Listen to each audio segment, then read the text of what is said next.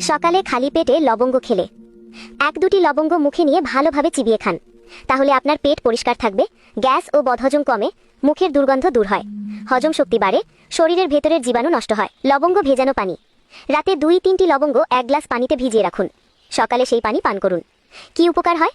শরীর ডিটক্স হয়, রক্ত পরিষ্কার রাখতে সাহায্য করে, ডায়াবেটিস নিয়ন্ত্রণে সহায়ক, লিভার ভালো থাকে, ত্বক উজ্জ্বল হয়। লবঙ্গ চা খেলে 1 কাপ পানিতে 2টি লবঙ্গ ফুটিয়ে নিন। ইচ্ছা হলে একটু আদা বা মধু যোগ করতে পারেন।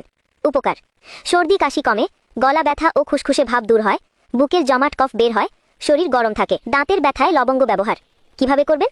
ব্যথার দাঁতের পাশে একটি লবঙ্গ চেপে ধরুন বা হালকা চিবান।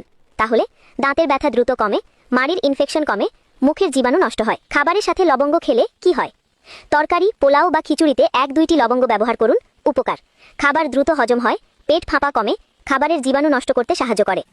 রাতে লবঙ্গ খেলে উপকার: ঘুমানোর আগে একটি লবঙ্গ চিবিয়ে খান। তাহলে রাতের গ্যাস কমে, কাশি কম হয়, মুখ পরিষ্কার থাকে। গুরুত্বপূর্ণ সতর্কতা: কখনোই দিনে 2-3টির বেশি লবঙ্গ খাবেন না। বেশি খেলে পেট জ্বালা, মাথা ঘোরা হতে পারে। গর্ভবতী নারী ও ছোট শিশুদের ক্ষেত্রে সাবধানতা জরুরি।